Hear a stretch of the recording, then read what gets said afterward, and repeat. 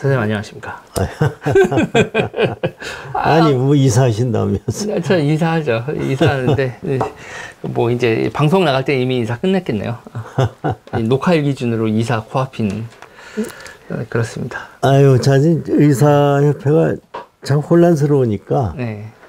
현장을 떠난 오래전에 네. 떠난 저 같은 사람도 참 그 보기가 안쓰럽고 씁쓸하고 네.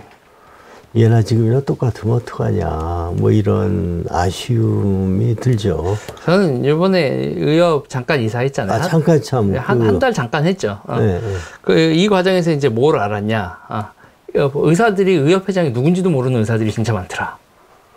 그리고 모바일 투표하고 뭐하고 하는데 의협이 정말 관심의 대상 바뀌고 그리고 또 하나가 여기는 대의원회하고 의협 회장하고는 이게 옛날 로마 원로원하고 민회하고 내전 났던 그 구조를 거버넌스 구조가 내전이 날 수밖에 없는 구조로 돼 있더라. 그렇죠. 네. 그 정관에 보면 네.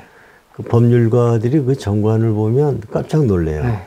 왜냐하면 회장이 회를 대표하고 전체 그 의협은 전체 회원을 대표하는데 네. 이 권력 구조가 보면 대의원회 쪽에 많이 치우쳐져 있는. 그렇죠.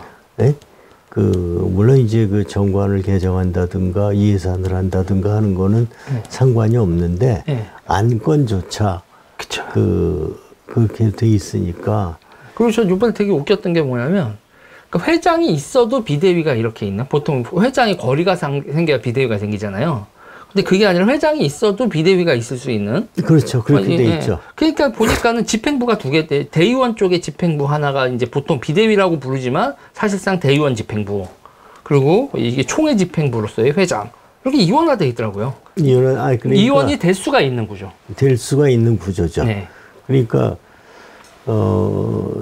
대의원회에서 그 비대위를 놓고 비대위 결정사항을 회장이 집행을 해라. 네. 뭐 이런 식으로도 할 수 있는. 그렇죠. 그런 구조가 돼서 그 옛날에 그 김효익 교수님이 그 의학분업 전에 네.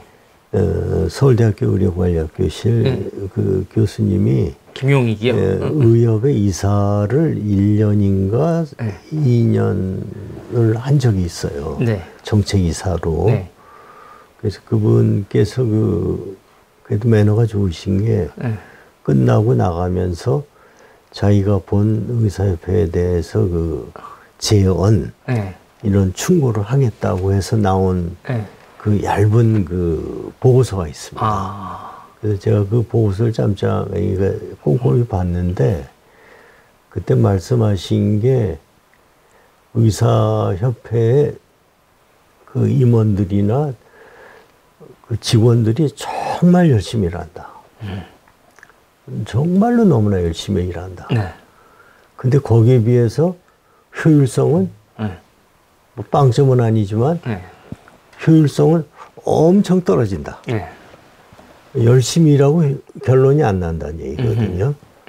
그래서 이것을 어떤 식으로든지 개선하지 않으면 의학의 전망을 자기는 어둡게 본다. 물론 이제 이렇게 평가하신 그 페이퍼를 본 적이 있어요.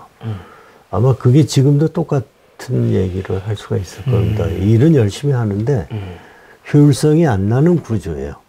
그리고 결론이 잘 안 나는 구조고. 그래서 김용익 선생님이 의협 이사도 한 적 있어요? 이사를 1년 이상 했죠. 그게 몇 년도예요?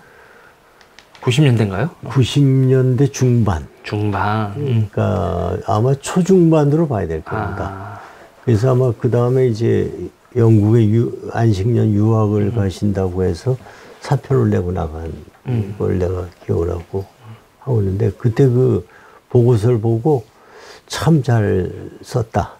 이렇게 생각을 한 적이 있죠. 그런데 그것을 보고 당시 의협에 그 관여됐던 분들이 별로 좋아하지 않았어. 아니. 관심을 안 가졌다. 관심을 안 가졌다. 좋고 싫고도 아니고. 그냥 난 열심히 하는데, 뭐, 무슨 문제가 있냐, 뭐, 이런 식으로 돼 있어서, 그러니까 탄핵으로는 뭐 두 번째라고 하는데 유성희 회장도 사실 탄핵으로 봐야죠. 네. 탄핵되기 직전에 사표를 냈으니까.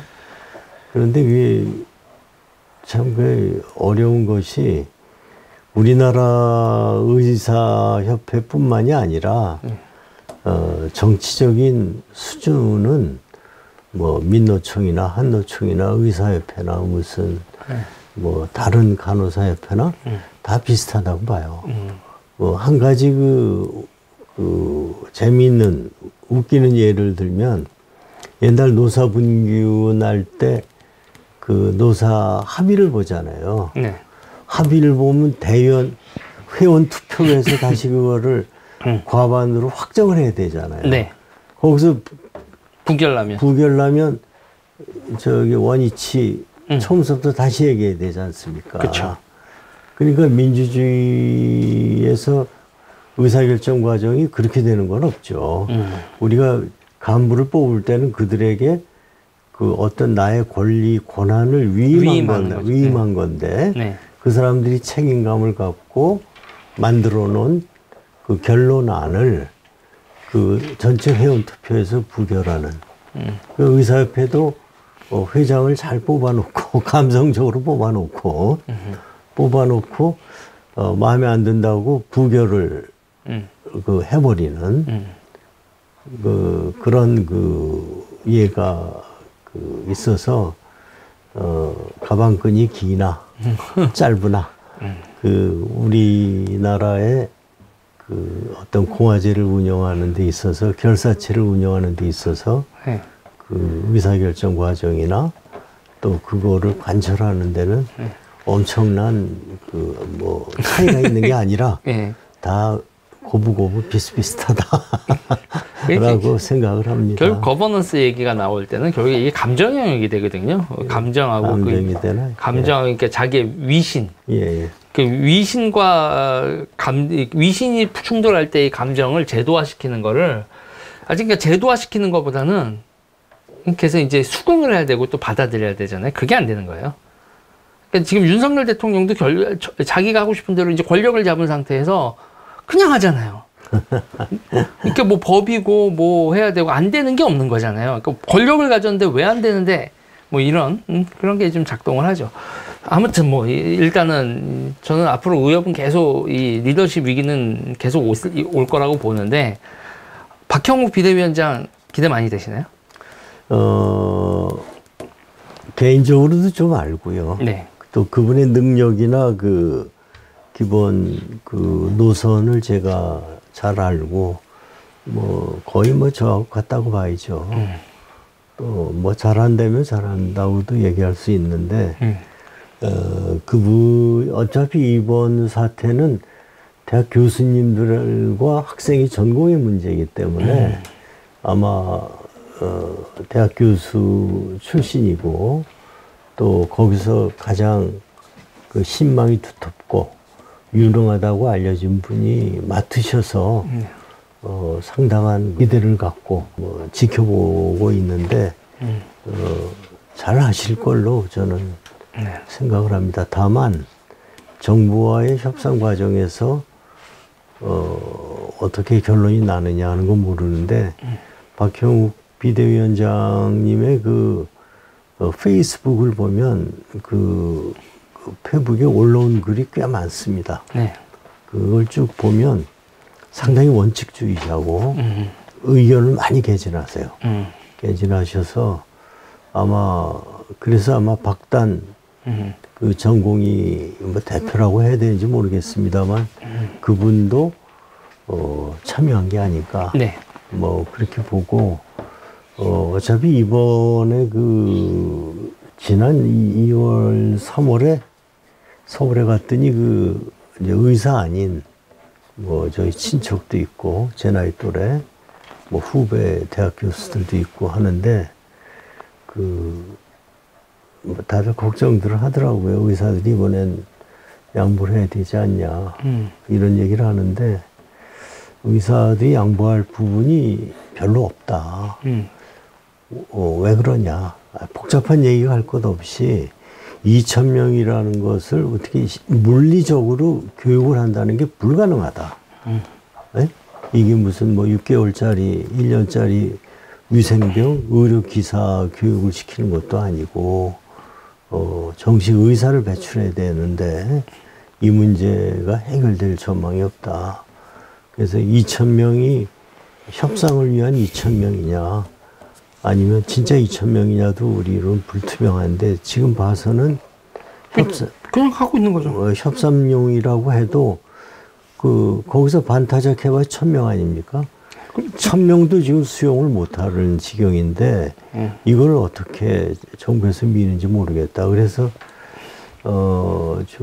글쎄요. 이렇게 말씀을 드려도 되는지 모르겠습니다.만, 이거 잘못하다 둘 중에 하나는 완전히 죽어야 끝나는 게임이 될 거 아니냐. 그래서, 그쪽에서도 듣는 사람은, 반신반의를 하더라고요. 왜냐하면 정부가 원하는 대로 되지 않겠느냐. 의사들이 적당히 양보하고, 얻어내면 되죠. 양보했으니까 뭐 좀 얻어내야 될 거 아니에요? 그래서 그런 얘기 충고들을 하세요. 그래서 제가, 아니, 어떻게 이건 우리가 할 수 있는 영역을 벗어나는 일이다. 2,000명이라는 숫자는. 수업이 안 되는 거 아니에요? 수업이 안 되고, 교육이 안 되는데, 교육이 안 되는 거지. 네. 그 너희가 돌팔이 의사한테 치료를 받을 거냐. 말도 안 되는데. 이랬더니, 그거는 한국 사람들의 또 그 정치에 대한 그 도덕적 정의감이 또 희한하죠. 일단 내 일 아니니까, 내 발등에 불이 떨어지고 난 다음에 내가 의견을 표시하겠다. 뭐 이런 생각이지, 걔네들이 나오려면 10년, 15년 걸리는데, 그러니까 저하고 동갑내기들이니까, 그때는 뭐 난 죽고 없을 테니까 뭐 그때 가서 난 모르겠다. 그러니까 의사 뭐 정부 이 갈등을 벗어나서 한국인들의 그 정치 수준이 다들 배울 만큼 배운 사람들인데 그래서 그런 얘기 하잖아요. 이거하고 좀 비껴나가는 얘기지만 애덤 스미스가 완전 자유시장을 얘기할 때 시장에서 행위자는 합리적이고 이성적이고 자기에게 이로운 선택을 할 것이다. 그리고 그런 에이전트 플레이어들이 시장에 있을 때 인비지블 핸드가 작용을 하고 수요 공급에 의해서 가격이 결정되고 가장 좋은 저희가 될 것이다. 이렇게 그건 가정이죠. 사실은. 네. 가정이죠. 그런데 가장 쉬운 예로 충동 구매라는 게 있지 않습니까? 네. 그 이성적이고 합리적인 거 아니죠. 충동 구매는 감성적인 구매니까. 그러니까 이제 완전 자유시장이 곧 이어서 수정자본주의, 케인즈주의로 넘어갈 수밖에 없는. 그러다 다시 또 돌고 그렇게 될 수밖에 없는데, 우리나라 사람들의 어느 박사님이 그런 얘기를 하세요. 한국인처럼 정치에 관심이 많은 나라가 전 세계에 없다. 근데 정당 당원 수가 한국처럼 더 적은 나라가 없다. 그게 무슨 얘기냐면, 정당에 가입을 하지 않고 자기 하고 싶은 얘기를 다 한다는 거예요. 네? 그래 놓고 정당원이 아니니까 책임질 일은 또 없다는 거예요. 네? 그러니까 정치적인 어떤 자기의 행위와 생각을 실행에 옮겨놓고 거기에 대한 책임을 지지 않으려고 그러는. 그러니까 한국 사회의 어떤 모순, 뿌리 깊은 모순이 우리 의사 사회에도 있습니다. 똑같이 대의원 선거 때 아예 임현태 회장님한테 죄송스러운 얘기지만 이렇게 탄핵할 거면 뽑질 말든지. 네? 뽑을 때는 또 그저 말 시원하게 하는 자기 감성적으로 코드가 맞는 사람을 뽑아놓고 탄핵할 때는 이성적으로 탄핵을 해버리고. 네? 이렇게 되면은. 그렇죠. 이번에 임현택 회장은 감성으로 뽑히고 이성으로 탄핵된 거죠. 그렇죠. 이건 극단화시키자면. 극단화시키자면. 그렇게 비교할 수가 있는데. 근데 이게 우리뿐만이 아니라 이 사회 전체가 그러니까. 네? 우리 노무현 대통령께서도 그 이인재 네. 의원하고 그 당내 경선할 때 네. 물론 이제 그 뒤에서 보이지 않는 동교동에 손이 작용을 했다고 하지만 네. 그 내 마누라를 버리란 얘기입니까? 그 장인인가요? 그 장인이 그 사회주의자 빨치산 저기 그 빨치산 해서 네. 그 말 한마디에 한국 사람들이 또 감성이 확 해서 확 쏠리는. 네. 그러니까 그리고 퇴임하실 때는 아마 사상 최저의 인기로 돼서 퇴임을 했는데 퇴임하고 나서는 최고 또 인기였죠. 그러니까 이게 이 감성과 이성이 너무 극단적으로 오가니까 이게 저 같은 경우에는 예. 요새 이제 지금 이걸 좀 몇 가지 정리를 하고 있거든요. 그러니까 이 계약 관계라는 거 있잖아요. 이 계약 관계의 특성, 한국의 이 의료계에 있어서의 계약 관계의 특성이 근대적이지 않아요. 다분히 포이덜 시스템입니다. 그러니까 봉건적 시스템이라는 건데 일단 기본적으로 보면 왜냐하면은 첫 번째로 진료 행위를 하잖아요. 진료 행위를 할 때 원가 이하의 진료 행위를 하잖아요. 이거는 기본적으로 그 근대적 계약 관계일 수가 없어요. 그러니까 파레토 최적이 아니죠. 내가 이득을 보는 계약 관계, 이득을 안 보는 걸 알면서도 계약을 하는 거잖아요. 그리고 그 다음에 또 뭐냐면 이면 계약이 있는 거잖아요. 그렇죠. 이 계약 말고, 그러니까 이런 식으로 그러면 내가 이걸 이렇게 해주면 너는 나한테 이렇게 해줬는데 그게 명시적이지 않아요. 네.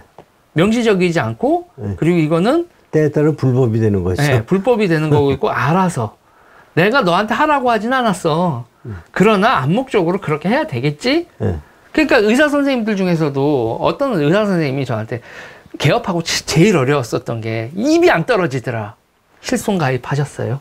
네, 맞습니다. 이 실손 가입을 하셨냐고 묻는 이 입이 그러면서 이제 나는 자영업자다. 그거를 몇 번을 되뇌이고 난 다음에야 실손보험 가입하셨어요가 저도 그래 경험이 있어요. 그 입이 떨어지더란 얘기예요. 그래서 제가 뭐냐면 실손보험 가입하셨냐고 환자한테 당당하게 얘기를 못 하는 거예요.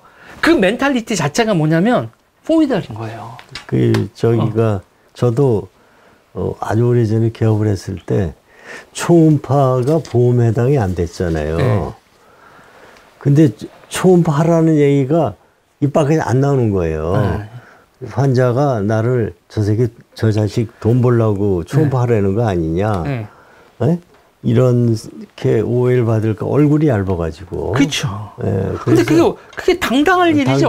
당당할 일이지. 얼굴이 일을 화끈거릴 일이 아닌데 그 의사 선생님들이 가지고 있는 대한민국 엘리트로서의 공부 잘한 엘리트로서의 정체성과 이때까지 살아온 윤리와 실손보험 가입하셨어요? 초음파 하실래요? 라는 이 말이 떨어지는 거에 자기의 세계관하고 충돌을 일단 겪는 거예요.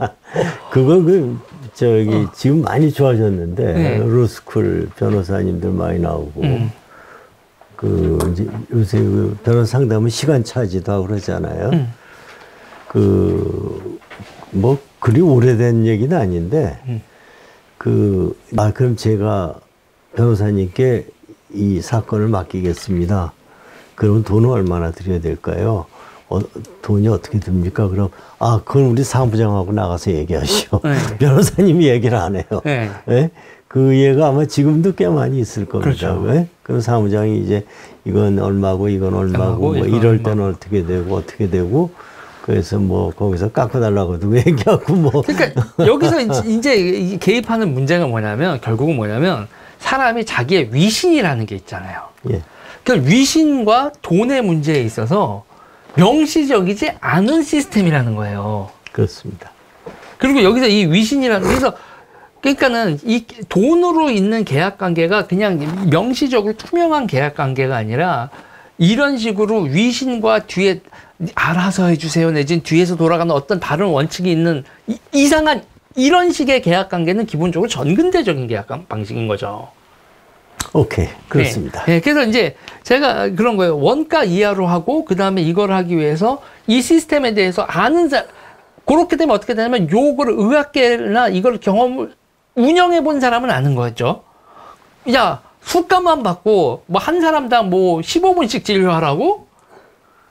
근데 그게 더 웃긴 건 공무원들은 15분간 진료가 표준이다. 권고사항이다. 이렇게 얘기를 한단 말이에요. 현실과 그 명분이 불합치가 되잖아요. 그러면서 여기서 뭐냐면, 그러면 대한민국 공무원들은 현장을 보면, 아, 대한민국이 현장이 박리담회로 돌아가고 있구나. 3분 이상 넘어가면 안 되겠구나. 그러면은 여러분 지금 대한민국 시스템에서는 3분 정도 의료를 하고 의사랑 너무 길게 하는 거는 하시면 안 됩니다라고 오히려 그런 캠페인을 해야 되는데, 관료들은 15분 동안 해놓고 의사들 보고, 그러면 15분 동안 진료 보는 게 표준인 것처럼 명시적으로 돼 있는데 현실은 그럴 수 없는 거잖아요. 관료도 그러면 왜 그러니까 관료도 자기 자신의 위신인 거예요. 나는 그러니까 모두가 다 뭐냐면 현실을 있는 그대로 보고 시스템으로 돌아가는 이 사이버네틱하게 돌아가는 이 시스템으로 보는 이거를 보지 않고 명분과 위신을 생각하고 질러요. 예. 관료도 정치인도 그리고 심지어는 의사들도. 예. 이러면 뭐냐면 뭐 어떻게 보면 에브리바디 내숭 떨고 있는 거예요. 맞습니다. 예, 호박씨 까고 있는 거예요. 이 호박씨 까는 거예요. 정치인, 관료, 의사가 전부 다 호박씨 까고 있는 거예요. 그렇습니다. 이게 지켜보고 있는 제가 지켜보다가 이 사람들 정말 갑갑하네. 에브리바디. 그러니까 근데 국민들은 또 모르죠. 국민들은 이렇게 모르는 상태에서 리베이트 이러면 무조건 의사는 나쁜 놈이에요. 그러면 이 리베이트를 부셔버리면 대학병원의 명의가 사라진다라는 거를 사람들이 받아들이질 못해요. 그 리베이트라는 거를 이제 2000년대 네. 그 김혁 교수님이 이제 특진도 없앴잖아요. 특진도 없앴지만 이거는 대표적인 부정부패다. 의료계의 고질적인 부정부패다. 이제 정권이 수평적인 정권 교체가 됐으니까 이런 진짜 적폐죠. 네. 이걸 전면적으로 손을 보자. 이랬는데 그 서울대 사회학과 송호근 교수님이 그 얇은 책을 하나 썼는데 거기에 보면 뭐라고 그 리베이트를 평가했냐면 재래식 화장실에 네. 그 환풍구 돌아가는 거를 뽀개버렸다. 오우. 네? 유일하게 해결할 수 있는 이 재래식 화장실 네. 냄새가 정말 폴폴 나는 네. 그거를 해결할 수 있는 게 환풍기인데. 환풍기인데 그거를 뿌겠다. 냄새나는 적폐에 뽀개버렸다. 네. 그러니까 이게 아구가 안 맞고 어떤 그 이제 갈등을 조장하고 네. 뭐 이렇게 그 송은 교수님이 참 그 말을 아주 적절하게 잘 표현을 하셨어요. 그래서 그 리베이트를 뭐 지금에 와서 옹호할 생각은 없지만 그 당시 의료보험을 가능하게 했던 그 저거죠. 그러니까 우리 유 대표가 가끔 특등석이 있어야 비행기 이코노미 값을 싸게 해줄 수 있는 거 아니냐. 예? 특진이 있어야 싼 값으로 많은 사람이 진료를 받을 수 있다는 걸 왜 모르느냐. 이런 얘기를 하셨잖아요. 그러니까 이거는 이제 그 리베이트라 그러면 이제 그 세무 노출도 안 되고, 모든 장부하고도 실제하고도 맞지 않는 거니까 잘못됐다고 하더라도 그렇게 되면 거기에 맞는 것만큼 뭔가를 보상을 해줘야 되는데 보상을 해줬죠. 네? 보상을 해주고 재정 적자가 그때 뭐 이것저것 해서 10조가 나니까 도로 다 회수해버렸죠. 그렇죠. 의약분업은 남고 다 회수해버리는.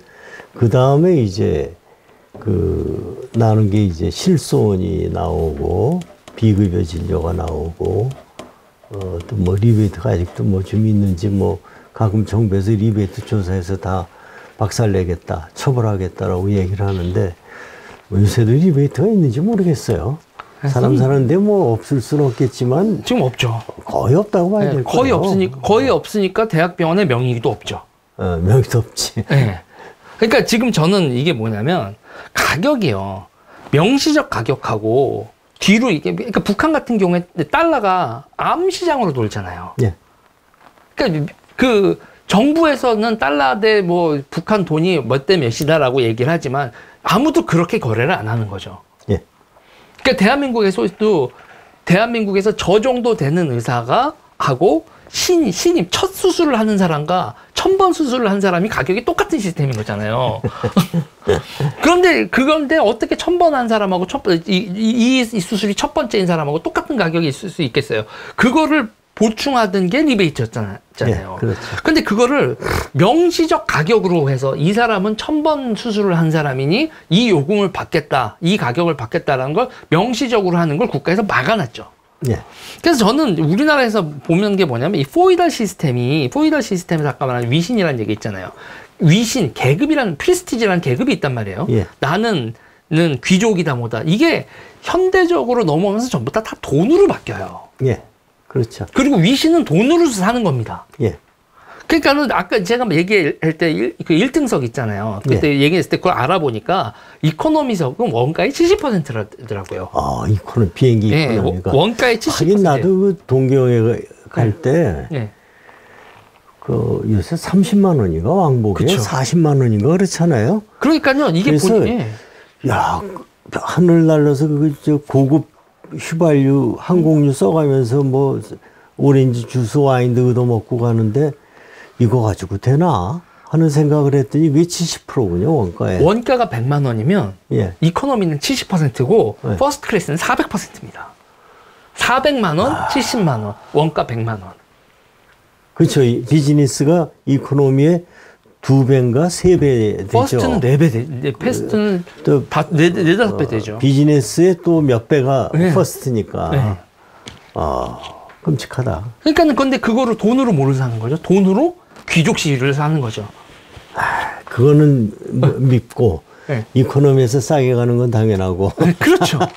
그러니까 지금 이게 어느 정도의 균형을 맞춰야 되는 거지만 제가 요새 이제 많이 보는 거에서 대한민국이 과연 중세에서 포이더 시스템에서 현대적인 거로 넘어온 데 있어서 이 위신이라는 걸 돈으로 산다라는 거를 그러니까 간단한 거예요. 의사한테 나는 15분 진료를 받고 싶어. 돈 내면 됩니다. 그럼 15분 진료 받는 건 퍼스트 클래스 진료면 돼요. 예. 그럼 1시간 진료도 받을 수 있어요. 예. 비싸게 하면. 근데 뭐냐면 지금 이 민주화를 되게 사람들이 잘못 이해하는 게 이코노미 돈을 내고 퍼스트 클래스를 타겠다는 거거든요. 지금 대한민국 의료가 그래요. 그리고 여기서도 문제가 뭐냐면 지금 이런 상황에서 모든 게 다 명시적이지가 않아요. 다 암묵적이고 뒤로 돼 있고 공식적으로 입 밖으로 내는 걸 되게 힘들어해요. 그래서 제가 놀라운 게 뭐냐면 그래서 2000년에는 왜 그렇게 의사들이 대동단결했는지에 대해서 제가 보는 관점에선 그때는 개업이 문제거든요. 약을 조제하고 그건 제가 당사자니까 얘기해봐요. 예. 개업이 문제니까 그러면 어떻게 되냐면 모든 사람이 지금 대학 교수인 분 언젠간 나도 개업이가 될 수 있어. 그때 많이 했어요. 그렇죠. 예. 의대생 나도 내 미래야. 예. 전공이 개업이는 나의 미래. 그러니까 개업이는 사실상 의사들이 모두가 잠재적으로 자기 일일 수 있어요. 지금은 내 일은 아니어도. 그러니까 모두가 다 대동단결이야. 근데 제가 요번에는 아주 재밌는 사태를 봤어요. 요번에는 노스텔지아예요.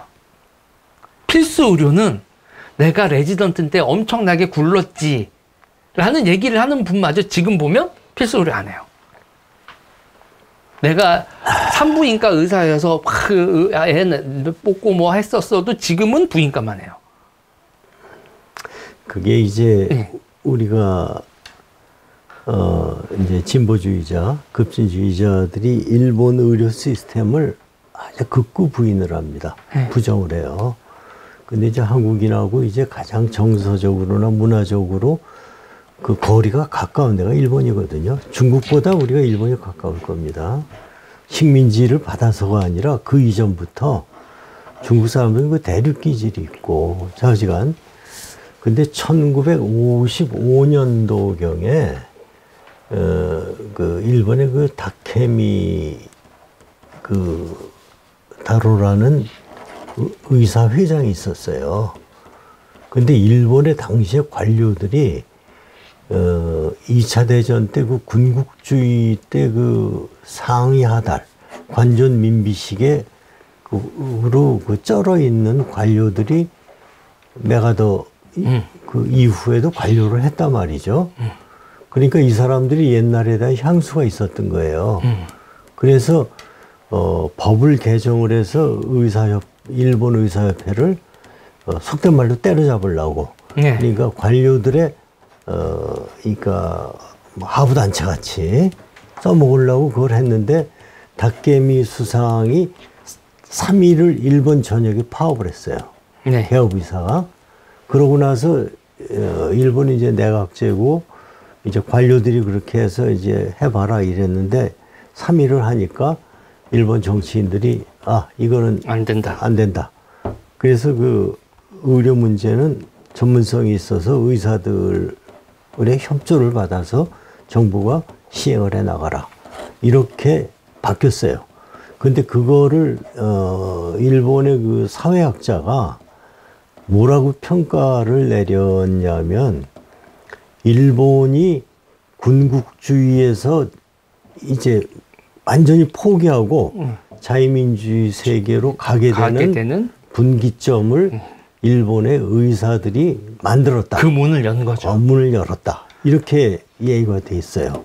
그게 이제 50년대 중반이니까 우리가 2000년 의사 파업으로만 한 45년 뒤에 우리나라에서 일어난 거거든요. 네.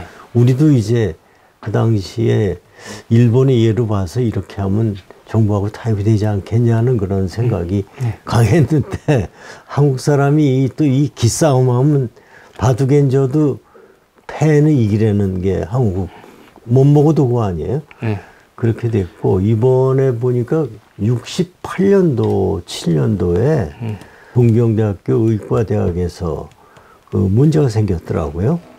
그래서 그거를 의대생들이 파업을 했는데 이제 동맹 휴학을 하고 했는데 정부에서 말도 안 된다고 때려잡으려고 이제 경찰들이 대학 군내로 들어왔어요. 그러니까 이제 다른 모든 그 대학의 구성원, 교수와 학생 모두가 그러니까 문과 이과 할 것 없이 상하탑에 공권력이 들어온다라는 것은 이건 학문의 자유에 대한 침해다. 이래가지고 다 데모를 해버린 거예요. 그래가지고 그 다음 해에 의과대 학생들을 못 뽑았어요. 하나도. 그래서 69학번에 일본 의대생이 없다는 거예요. 그래서 일본이 또 그때 그 학문의 자유, 대학의 자율성을 지켜내는데도 의사들이 그 중요한 역할을 결국 기폭제가 돼버린 거예요. 두 가지. 대만도 그 민진당은 의사들 중심입니다. 그래요? 지금 소아과 의사인가 뭐 의사 출신들이 정치했죠. 그러나 의사 출신이 정치하는 게 이게 너무 과학자하고 너무 우리가 한쪽에 몰입돼서 하드 트레이닝을 받잖아요. 그러니까 이 전인간적인 이해를 하기 전에 의사가 돼버리면 잘 안 되지 않나. 근데 말레이시아의 마티르 수상인가 누구누구 의사죠. 페루에 실패했지만 오늘 수상도 의사고 그리스를 아마 홀랑 말아먹은 저도 아마 의사였던가 그럴 거예요. 근데 의사가 되게 특징이 있어요. 무슨 특징이? 전문가 중에서 네. 별의별 인간을 다 만나요. 아니 그러니까 이런 전문 과학자나 이런 사람들은 자기 일만 하면 되잖아요. 근데 의사는 자기 일이 곧 별의별 사람을 다 만나는 게 이게 환자는 별의별 인간이 다 있잖아요. 그렇습니다. 가난한 사람, 부자, 뭐 제가 남자, 여자, 뭐 옛날에 중소도시 청주에서 개업을 했잖아요. 네. 그 당시에 이제 그 의사들 사이에서 하는 얘기가 있어요. 공무원하고 학교 선생님들은 되도록 보지 말아라. 환자로 오는 걸 반갑지 않다. 왜 그래요? 이랬더니 꼬치꼬치 묻고 이것저것 다 따져 묻고 이해가 돼야지 그 쓸데없는 질문 다 하고 나간다 이거예요. 그러니 시골 할아버지 5명 볼 동안에 이 사람 한 사람 보기도 바쁘다 이거예요. 근데 제가 해피니어 위치가 그 공무원들하고 학교 선생님 제일 많은 동네 개업을 했어요. 근데 이제 그때 이제 공부한 지 얼마 안 되니까 네. 재밌게 막 떠들고 뭐 얘기하고 설명하고. 그러다 보면 매출액 떨어지고. 그랬던 적이 있는데 되도록이면은 그러니까 시간을 많이 안 잡아먹는. 네. 그러니까 퓨달 얘기했듯이 네. 그 당시에 우리 대선배 지금 뭐 사람 100세도 넘었던 수학과 의사는 주사를 탁 놓고 내일 또 와. 반말로. 네. 이러면 찍소리 없이 나가서 내일 또 오는. 그런데 요새 내일 또 와 이랬다가는 아마 어따 반말이야. 귀싸대기 맞을 겁니다. 그러니까 제가 보면, 그러니까 2002년 때는 개업이 문제고 모든 의사의 문제였어요. 지금은 모든 의사의 노스텔지아예요. 필수 의료, 교수, 학생의 문제잖아요. 필수 의료, 교수, 학생의 문제는 모든 의사의 문제가 아니라 모든 의사가 노스텔지아를 느끼는 문제인 거예요.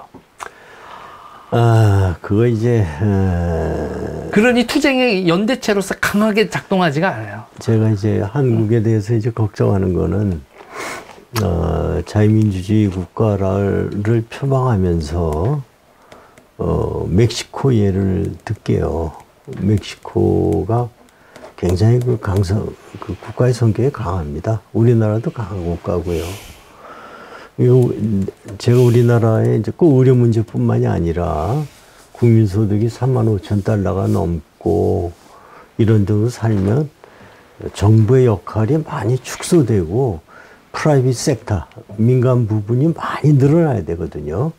근데 정부가 세금을 더 걷어서 더 많이 일을 하고 싶어 하는. 근데 이거는 성공하기가 굉장히 어렵습니다. 단기, 중기, 장기로 봤을 때 세금을 더 많이 걷어서 정부가 더 많이 일을 하겠다. 그래서 요새 관공서, 도청, 구청 짓는 거 보면 이건 뭐 어디 호텔 예술 작품을 짓는 거 같잖아요. 그렇죠. 그래서 그래서 무슨 돈을 이렇게 많이 쓰느냐 이 생각을 했는데 멕시코의 경우에는 그 의사들이 반발을 했어요. 그러니까 그거를 사그리 때려잡았는데 멕시코가 때려잡았는데 그 의사가 영문으로 페이퍼를 써서 학회에다 실었어요. 거기에 보면 거의 눈물 날 지경으로 이렇게 지식인을 대하는 법이 있느냐. 이런 글을 쓴 적이 있어요. 그래서 제가 그거를 보고, 의학 한림원에서 옛날에 10여 년 전에 한번 특강을 해달라고 그래서 한 적이 있는데, 멕시코와 같다. 우리나라는 멕시코와 같다. 이랬는데 그 교수님들이 전혀 그 뜻을 이해를 못 해요. 그래서 저의 은사이기도 한 저보다 한 4년 선배 되시는 기생충학을 전공한 교수님인데 앞자리에 앉았다가 이제 안면이 친하니까 저놈이 과감하게 무슨 얘기하나 이제 앞자리로 오셨나 봐요. 중간에 손을 펄펄 들더니 도대체 우리나라가 멕시코하고 같다는 게 말이 되느냐. 물론 저는 이제 논쟁이 디베이트가 붙으면 충분한 그 지식을 갖고 있지만 그런 자리에서 그 논쟁으로 해결될 분위기가 아니잖아요. 그래서 제가 속으로 한 얘기가 우리 은사 4년 선배니까 선생님은 미국에 가도 상의 상급의 프로페서의 수준을 갖고 있다.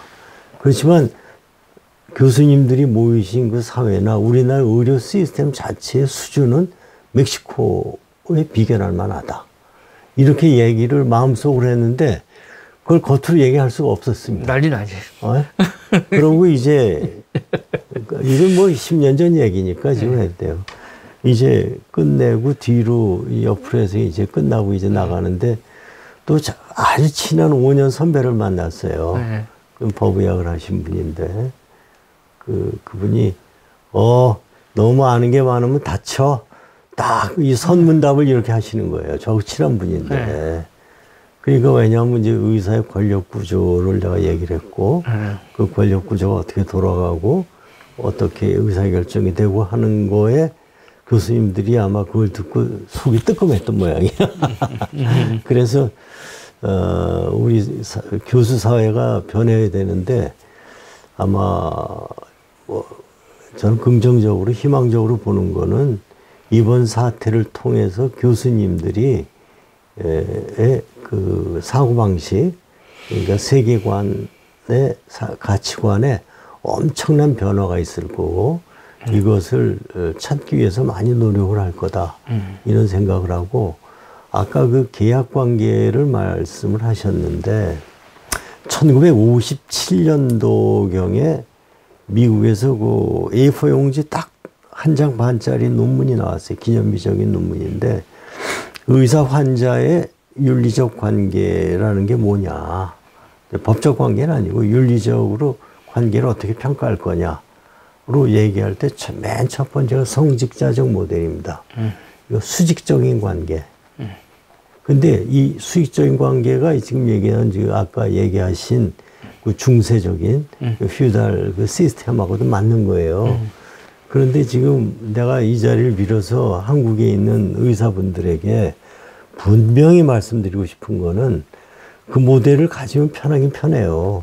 내일 오면 난 당연히 존경을 받아야 되고 내일 또 오세요. 이러면 예 알겠습니다. 돈 내고 가고 내일 또 오는데 그 상황에서는 환자가 의사한테 반론을 제기하면 안 됩니다. 왜냐하면 수직적인 관계고 성직자적인 그 프리스틀리 모델, 성직자적인 모델이기 때문에 거기에서 그 일반 그 신도가 추기경을 향해서 추기경이 하느님을 향해서 반론을 제기한다는 건 있을 수가 없거든요. 현대에서 불가능해요. 그럼 두 번째는 이제 무슨 관계냐면 이제 컬레지얼, 이제 동지적 관계. 그러니까 의사, 환자, 여기 질병이 있어요. 그럼 의사와 환자가 동맹을 맺고 이 공동의 적을 퇴치하는 거예요. 그런데 이건 가장 이상적인데 현실로 불가능해요. 이거를 놓고 의사의 환자는 동지적도 되지만 때로는 갈등도 일으키고 너 오진한 거 아니야? 뭐 이런 그 분쟁의 소지가 있기 때문에 이거는 되지를 않아요. 그 다음에가 이제 계약적 관계. 이제 서로의 권리와 의무를 주고받는 거죠. 그러니까 나는 뭐를 행해서 환자한테 봉사하겠다. 그럼 환자는 A, B, C, D를 의사한테 줘라. 답을 하겠다라는 계약적 관계예요. 그 다음에가 있는 게 마지막으로 엔지니어링 모델이에요. 공학적 관계. 그런데 언제 유튜브에서 한번 제가 그 영상을 보여드리겠지만 보관하고 있는데요.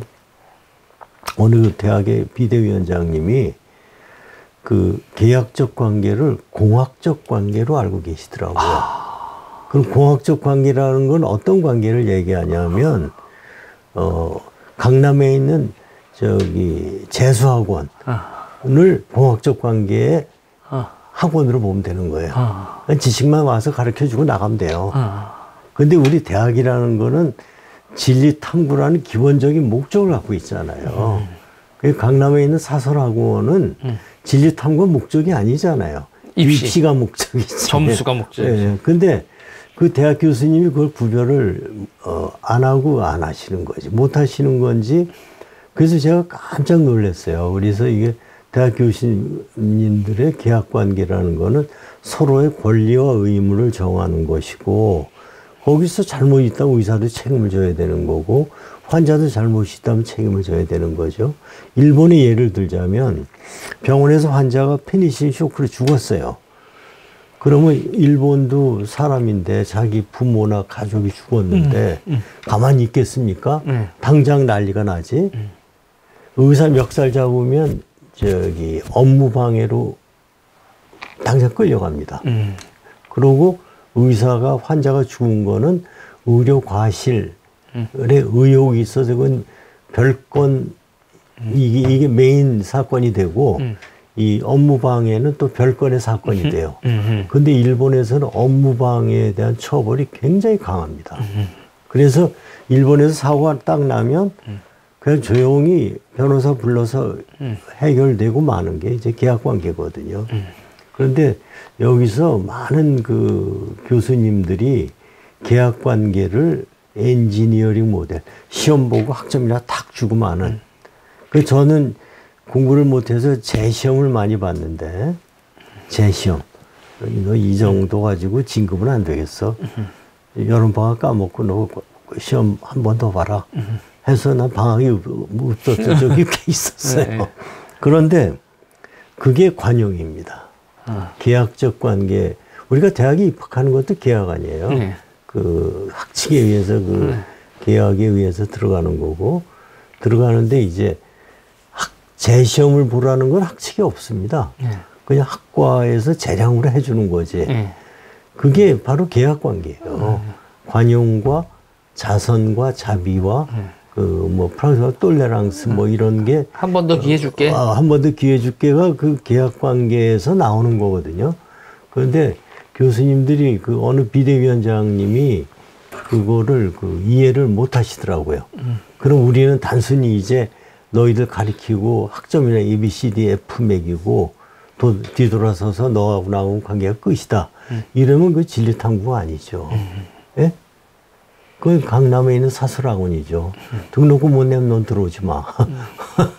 이런 거 아닙니까? 네. 그래서 계약이라고 하면 또 우리가 흔히 얘기하는 부동산 계약밖에 생각을 잘 못하는 것 같아요. 근데 우리가 그 정치 철학에서 얘기하는 그 토마스 홉스, 철학 쪽에서 이제 데카르트 얘기하지만 정치학에서는 이제 토마스 홉스를 얘기하잖아요. 그분이 뭐예요? 가상적 세계. 그 이제 계약 관계라고 하는 게 이제 가상적인 세계를 이제 그 가상이죠, 진짜로. 그렇죠. 자연 상태, 뭐, 그 전쟁 상태 얘기하는. 그래서 인간이 처음에 어떻게 살았을까. 아메리카 인디안 마냥 그 누가 추장이 있는지 없는지 모르지만 그래서 서로 말 타고 가서 잡아먹고 협동도 하고 하다가 싸우면 이제 만인에 대한 만인의 투쟁. 막 그냥 내가 이놈하고 싸우고 너는 나하고 싸우고 뭐 만인의 가지 투쟁인데 그러다 보니까 이제 질서가 필요하겠다. 레바이어떤. 그러니까 이제 질서라는 게 이제 거기서부터 계약으로 들어가는 거 아닙니까? 그렇죠. 그러니까 이제 근대 사회가 신분 사회에서 계약 사회로 중세의 신분 사회. 그러니까 양반 쌍놈, 그 다음에 서양으로 얘기하면 양반과 귀족 뭐 여기에서 나오는 그것이 근대 사회로 들어오는 건데 우리나라 근대 사회, 근대 역사가 결국 일본 사람들 식민지로부터 이제 근대 문명이 본격적으로 들어왔다고 봐야죠. 물론 이제 강제로 들어온 거지만 그 이후에 해방이 되면서 광복을 한다 그러면서 그 도로 회귀하는 걸로 근대 문명에서 도로 회귀하는 걸로 가는 그 우리의 그 역사적인 그 참 질곡이 많았던 것 같아요. 그래서 아직도 그걸 이해를 못 하고 있는 분들도 많고 그래서 그런 게 있고 그 다음에 이제 한 가지 우리 정부에게도 곧 이제 걱정이 되는 것은 아까 멕시코 얘기를 드렸잖아요. 쿠바의 예를 들면 구테타가 아니고 거기 혁명을 통해서 사회주의를 한 나라 아닙니까? 예? 그래서 이제 쿠바의 그 당시에 의료가 변하는 거를 쓴 쿠반 메디슨이라는 책이 있어요. 그 아주 그 파란 껍데기를 가진 책인데 거기 보면 서서히 변해가더라 이거예요. 병원에 딱 들어가면 제일 먼저 있는 게 내과, 외과. 저쪽 좀 떨어져서 아무리 산부인과는 이제 내밀한 부분이 있으니까 조금 떨어져서 있고 이렇게 이제 소아과 있고 뭐 이렇게 쫙 돼 있는데 면전 지나고 보니까 딱 들어가면 보건위생과 예방의학과가 제일 먼저 있더라는 거예요. 네? 제일 먼저 있더라는 거예요.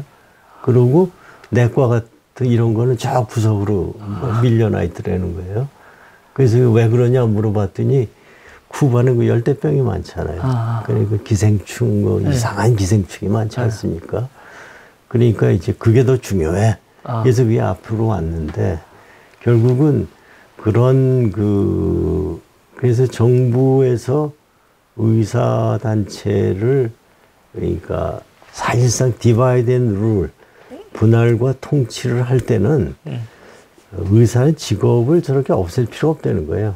한 가지 방법이 2,000명, 3,000명 늘려서 완전히 그냥 이게 니들끼리 싸워라. 니들끼리 싸우러가 아니라 의사인지 그냥 돌팔인지 위생병인지 모르게 만들어버리는 방법이 하나 있고 저기 밀턴 프리드만이 얘기하는 뭐 제가 면허 없애라. 아니 없애라고까지 안 그랬어요. 네. 뭐냐면 의료의 질은 시장에서 팔릴 만큼 최저 수준을 유지하면 된다. 이렇게 얘기를 했어요. 프리드만이. 네. 네? 그게 문제인 거죠. 네. 시장에서 팔릴 수 있을 만큼. 그러니까 최소한의 진료만 해라. 네. 근데 최소한이라는 게 네. 그게 자기는 그 자유주의, 신자유주의 사상에 의해서 그렇게 얘기를 했지만 근데 자기가 환자일 때 그렇게 하겠냐 이거예요. 안 하죠. 또 여기 피터 싱어라고 호주 출신의 공리주의자가 있어요. 최대 다수의 최대 행복을 얘기하는 그 사람은 자기 이런 저서에서 뭐라고 썼냐면요. 혈액투석이 굉장히 비싸잖아요. 옛날에 한 달에 한 150만 원, 200만 원 들었어요. 옛날에. 지금 돈도 아니고. 지금 뭐 더 많이 들겠죠. 그런데 그때 그 돈이면은 맹장을 10병을 뛸 수가 있다.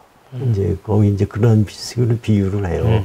그러면 공리주의 입장에서 이 사람 하나를 살리기 위해서 10명의 맹장을 공짜로 뛸 수가 있고 맹장 걸린 놈은 곧 뛰면 바로 나가서 생산 활동을 할 수가 있는데 이 사회에 어느 게 더 이익이냐. 이쪽을 희생시켜라. 고 그렇게 얘기가 됐어요. 근데 그 사람 가족이 아팠을 때 그거고 뭐고 없을 때죠. 다 제대로 특진받고 제일 비싼 병원에 들어갔다 그래요. 그러니까 자기의 몸, 남의 몸을 얘기하지 말고 자기의 몸과 생명과 자기 가족의 그것을 대할 때는 사람들이 다 표현합니다. 자기의 그 생각, 평소에 주장하던 것과 달리 무슨 수를 쓰든지 좀 뭐 이런 게 나와요. 그래서 그 문제는 저는 의사와 환자의 그 양자 간의 프라이빗 섹터를 돌려서 두 분이 그 사람을 설득할 사람은 의사밖에 없어요. 순수 의사의 입장에서 저기 선생님 이거 더 투자도 하고 뭐 어쩌고 해봐야 한 2, 3일 더 사실 텐데 이거 치료비도 엄청 들어가고 그야말로 객사하지 말고 집안에 잘 모셨다가 어떻게 장례를 치르는 게 좋지 않겠습니까? 집으로 모시면 제가 왕진을 가드리죠. 실제로 제가 그런 예가 있습니다. 그래서 그렇게 해서 의사만이 환자를 설득할 수가 있지, 그걸 정부의 어떤 규정이라든가 규칙으로는, 법으로는 이거를 해결할 수가 없습니다. 절대로. 그래서 그 의사가 그 가족을 모아놓고 제가 의사 생활하면서 여러분만큼 그 부모님에게 진심으로 성심성의를 다해서 이렇게 모시는 경우를 제가 드물게 봅니다. 이렇게 되면 환자나 환자 가족들이 굉장히 그 눈물을 글썽이면서 위로받는 거죠. 위로를 받고 의사 선생님이 저렇게 말씀하시니 우리가 좀 더 이성적으로 생각하자. 이렇게 해서 나가는 경우를 많이 봐요. 네. 그래서 정부 관료분들은 좀 싫어하실지 모르겠고 밀턴 프리드만은 싫어할지 모르지만 의사에게 많은 재량을 주는 것이 결국 이 사회를 따뜻하게 하고 결국 그게 궁극적으로 그것이 그것에서 의료 수가가 그렇게 천정부지가 올라가지 않아요. 미국의 경우 시스템이 붕괴하면 올라가죠. 엄청. 그건 올라가죠. 미국의 의료비가 올라가는 거는 그것도 오래전 얘기인데 GDP 대비 15%일 때 얘기예요. 지금 한 18%, 20% 조금 안 될 겁니다. 네. 3분의 1이 변호사 비용이에요. 네? 로스쿨 매겨 살리게 그거라고요. 우리나라가 지금 의료사고 많이 나는 게 의료사고 한 달에 한두 건 하면은 변호사 사무실 유지 비용이 나오고, 이제 민형사 사건 맡으면 이제 그건 내 월급이 되는 거고, 예? 의료사고 한두 건 하면 사무실 유지비 나온다 이거예요. 사무장하고 뭐 거기 전화 받는 여직원, 그 급여와 그 집세, 변호사 사무실 집세 내는 건 나온다 이거예요. 기본이. 지금 아마 그런 개념일 거거든요.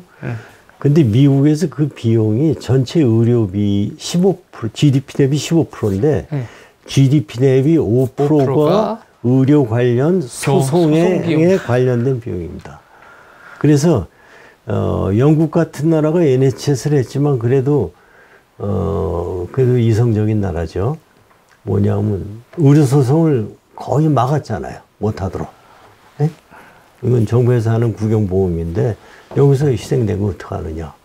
뭐 해서 그 비용을 줄여서 지금 이 영국의 NHS가 저렇게 되어 있는 건데, 지금 우리나라 이거는, 어떤 여러 가지 그 복합적인 전혀 상반된 이데올로기, 상반된 방법이 막 그냥 혼재돼서 쓰이고 있는 그 상황이에요.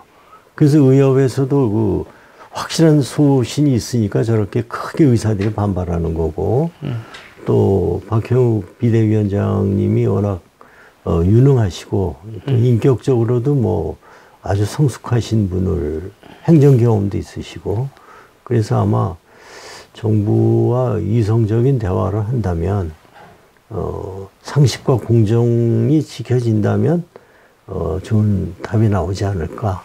저는 그렇게 기대를 해보는데, 유 대표 얼굴 보니까 꿈을 버리라는 얘기 같은데. 저는 아무 말 안 했습니다. 네? 어떻게 보면 뭐 아까 흡수 얘기도 나왔지만, 예. 저는 지금 이거 많이 내내 투쟁 상태로 보기 때문에. 지금 그렇게 가능성이 많아요. 네. 이게 참 이게 문명 국가에서 네. 해방 이후 진짜 그 어렵던 시절 겪고 5.16, 4.19 뭐 사우디까지 가서 돈 벌어가지고 오고 이래가지고 이나마 올라왔는데, 우리나라가 그 시민단체 지원금, 성인지 예산 어쩌고 하는 게 100몇 조 원이었어요. 네? 100조면 우리가 달러 환율 1대 1000으로만 보면 네. 1000억 달러가 넘습니다. 네. 네? 반도체 판만큼. 그러니까 트럼프가 그 100억 달라 그래봐야 그거 끈값이에요. 트럼프 용어는 땅콩값인데, 그래서 우리 사회가 좀 기본적인 면에 좀 솔직하고 진솔한 그 반성, 성찰, 대화가 있었으면 좋겠고, 의사협회는 지금 진용을 짠 걸 보면 그만한 준비를 충분히 하고 있는 걸로. 요번 비대위. 예, 저는 믿습니다. 훌륭하다. 다들 많이 그렇게 평가하더라고요. 예. 네. 선생님, 오늘 재밌었습니다. 재밌었어요? 네. 오늘 이만하는 거예요? 하고 얘기하려면 한도 끝도 없는데 저 또 이사 준비돼야 되고. 다음에 이제 유 대표를 좀 많이 말을 시켜야지. 이거 내가. 아니요. 지금 저도 얘기 드리려고 만든 코너니까. 그리고 이제 선생님, 이제 저는 오늘 보면서 이제 생각이 많아요. 제가 만인에 대한 만인의 투쟁이라고 얘기를 했지만, 이게 기본적으로 아까 이제 멕시코 얘기 나오고 할 때도 이제 멕시코 정치나 이런 거 할 때 이제 저는 이제 정치학도잖아요. 그러니까 이게 정체성이 중첩된다고 얘기하거든요. 이게 정체성이 중첩됐다고 하는데, 우리가 이제 자유민주주의라고 얘기하는데, 이 사회 시스템이나 이런 걸, 그리고 이제 뭐 사법체계나 계약관계나 이걸 자유민주주의 체제하에서 하는데, 이 자유민주주의적인 원칙이나 이데올로기를 자기의 정체성의 그 자유 이데올로기가 가지고 있는 개인이 있잖아요. 이 개인을 그 정체성과 이해를 가지고 있는 신념화 시킨 사람이 극도로 적죠. 그러면 어떻게 되냐면, 정치성이 이제 중첩된다고 얘기하는 게, 나는 카톨릭 신자야. 나는 히스패닉, 그러니까 인종, 종교, 국가, 이런 것들이 막 이런 중첩되면서 정치 이데올로기로서의 이 자유민주주의의 핵심이 담는 이 개인이라는 게, 그게 미미해요. 그 개인의 책임성, 개인의 위험, 그리고 스스로 판단하고 이런 게 아니라 자꾸 어디로 의존을 하거든요. 의존을 많이 하죠. 네. 그러면서 이제 의존을 많이 해요. 하느님, 성직자, 그럴 때일수록 정치적으로도 우상숭배를 해요. 제 아들이 예. 군대를 갔는데 그 상부에서 이제 뭐를 하라 지침이 내려오잖아요. 예. 그러면 이제 그 우리 아들이 이제 사단본부에 근무를 했어요. 그럼 이제 각 연대에서 하는 게 오잖아요. 그럼 이제 전화를 받으면 1년대, 2연대, 3년대 그러면 예. 1년대 전화 오면 야, 2연대는 어떻게 하고 있니? 물어보면 되는 거예요. 그쵸. 아, 자기가 옳다고 생각하면 되는데 예. 그 조금 이따 다른 데서 전화 오면 야, 옆에는 어떻게 하고 있니? 이걸 물어보면 되는 거예요. 눈치. 그러니까 다들 이렇게 비슷하게 줄 맞춰 나가는 네. 톡톡 튀면 안 되는 그런 어떤 그 문화가 이제 좀 깨질 때가 되지 않았나 싶은데 상당히 그 좌지간 결론적으로 저는 민간 영역을 대폭 확대해야 된다. 의료보험의 역할도 좀 축소하고 보험료 좀 제발 그 너무 많이 걷지 말고 구청, 시청도 좀 소박하게 짓고, 민간들이 해서 재투자하고, 뭐하고, 사업이 일어날 수 있도록 해야지. 인허가 받느라고 뭐, 세월 다 보내고 뭐 이러면 되겠습니까? 선생님, 아까 일본에서 이과, 문과 다 떠나서 하나를 뭉쳐서 학문의 자유를 수호했다, 상하탑에서. 상하탑 68년. 그런 얘기를 하셨잖아요. 예. 그게 이제 연대거든요.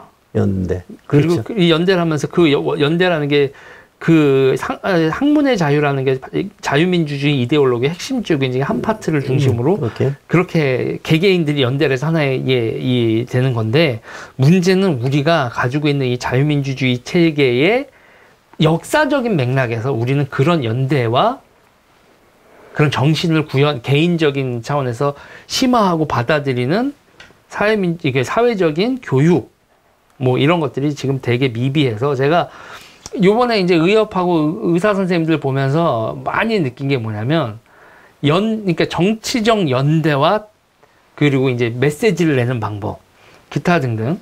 그리고 이제 이게 자유민주주의 원칙 하에서 무엇이 된다라는 게 아니라 또 각자의 패거리 있잖아요.